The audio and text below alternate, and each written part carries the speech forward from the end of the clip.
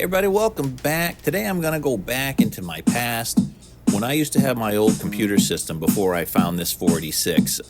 My old one had a genuine sound blaster in it, and I used to use the MIDI port, the game stick port on that, to export music to my little tiny Yamaha keyboard, which had the old standard 5-pin DIN connectors. But that's gone. My brother lent it to someone for their kids, and I never saw it again. But, you know, a few years ago, when the kids were a little younger, I bought a new Casio keyboard. So if they got interested in music at all during high school, they'd have something to use. This thing was, I can't remember, under a couple $100, but it's a really nice little system. I'll have it for the rest of my life. But I thought about, now that I got this 46 again with this Sound Blaster compatible card and MPU 401 compatible port on the back that will send MIDI out, I was like, that'll be great. And then I saw, it doesn't have the old connectors anymore, so I don't know what I'm doing. It's just USB. Now, that was great because I can hook it up into my Mac and I can just use GarageBand, and it's pretty amazing what you can do. But I was like, what about when I used to use it for MIDI on the old stuff? Can I still do that? And I was looking up stuff online, and no one really quite could answer it. A few people had the question, and no one had a definitive answer on how to do it and if it would work. So I saw that what you need to connect a newer keyboard to an older keyboard, or like a drum pad or something, or an older MIDI device, they've got this thing called a USB MIDI host. I think I said that right, but whatever. That's what this thing is. And what you do is you connect the USB into this, and then it gives you the old style ports. So you can connect it. So I thought, no one's really answered the question of if it'll work on an old sound card. So I was like, I'm just going to do it. I found it on Amazon. I had a little credit built up. I had like $18 or something. This thing was $54.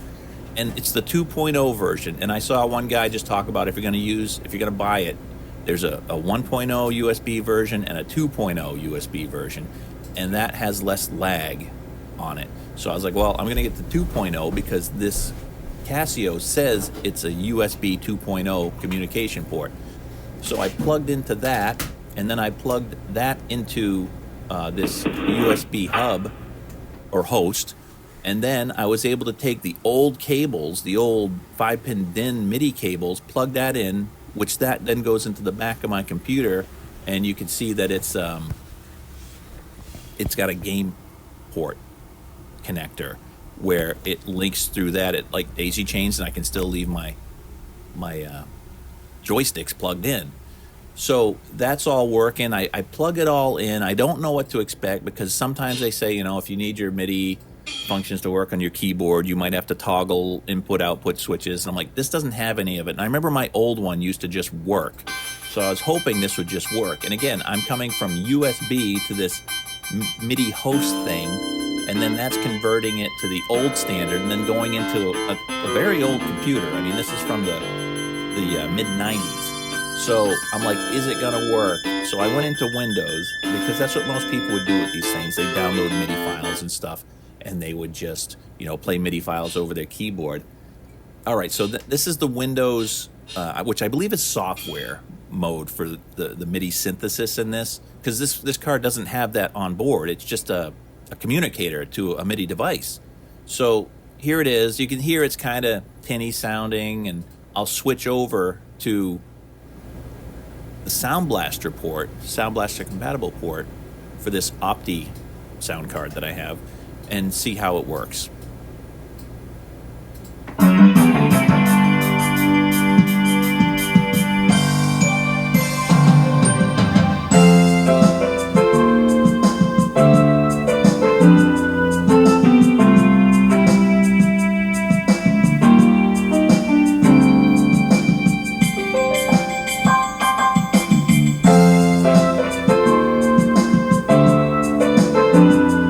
Okay, that's like 100 times better. It's great.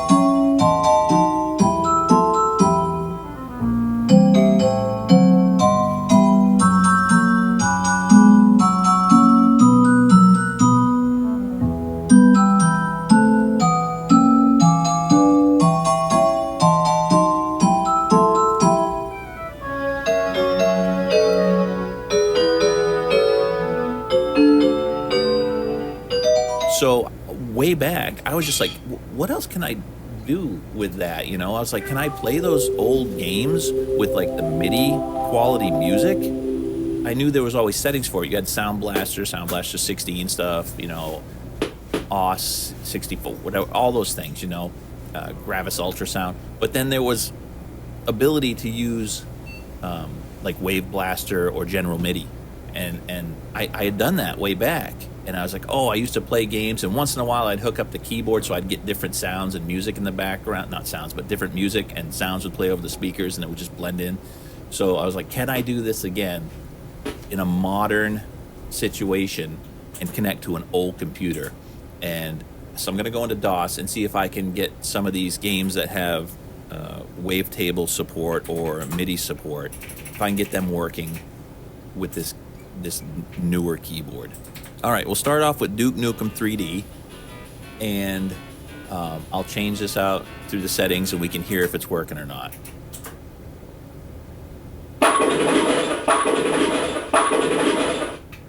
The speaker should flash so you know when sound's coming out of the speaker. I got nothing on the keyboard to indicate it's coming out of there, but when you see it flashing on the speaker, you know that's just generic Sound Blaster sounds coming through that.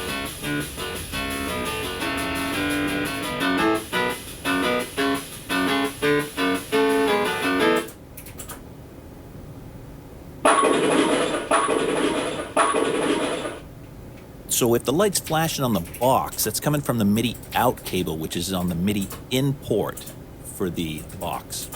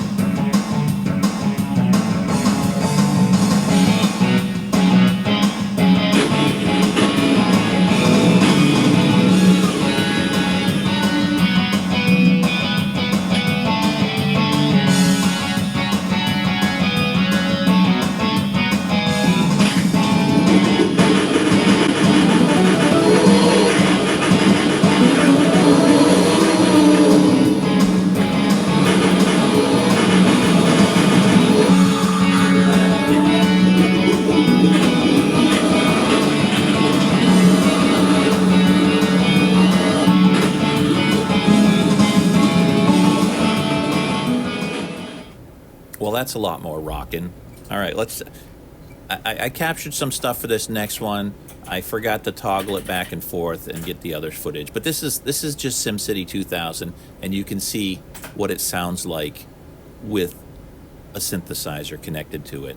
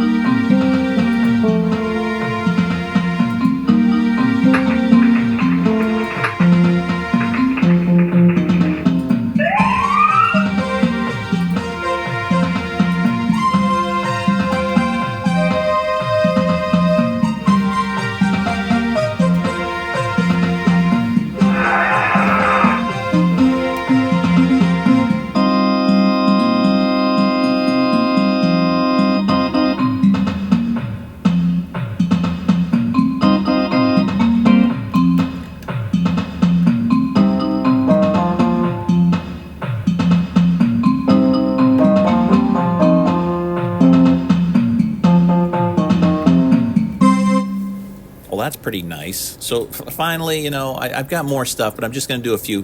Let's try Doom. Let's see how Doom sounds with the music, not just through Sound Blaster, but really pumping it through a piece of hardware that can, you know, maximize what they were trying to get for music back in the day.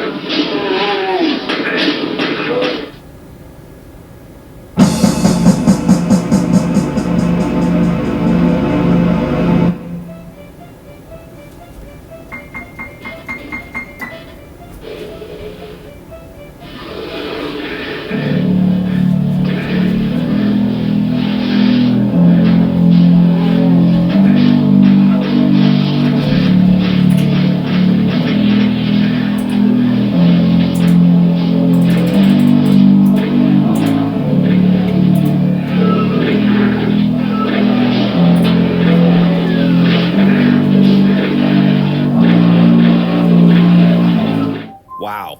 I mean, that really adds to the mood of Doom. All right. And you know what? I'm really happy about this old 486 DX2 66 megahertz, you know, playing Doom this well.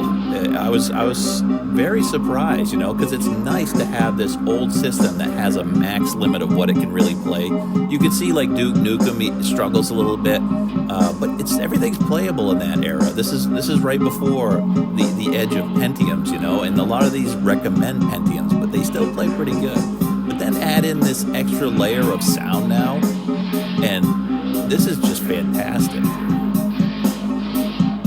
All right, here we go. Here's the final thing. And hey, thanks for watching. I hope you enjoyed this. I hope this, if someone out there has all this stuff already, if you have an old keyboard with the right MIDI inputs, you could try this anyway, and just for the cost of some cables. If not, and you have a newer one and you want to pass it through this, you know, you're going to spend about $50 or so. And it's really fun, and it's great to hear the music from these games before CD quality came out, and what they really intended to give you for sound back in the day. If you had a high quality sound card, or if you had an external support for wavetable synthesis, or like a synthesizer like this, which not many people talk about using it for DOS games and stuff, but this is what I used it for, and I'm really glad that I can do this again. So thanks for watching. I hope you enjoyed this. These are some rocking tunes. We'll see you next time. So long.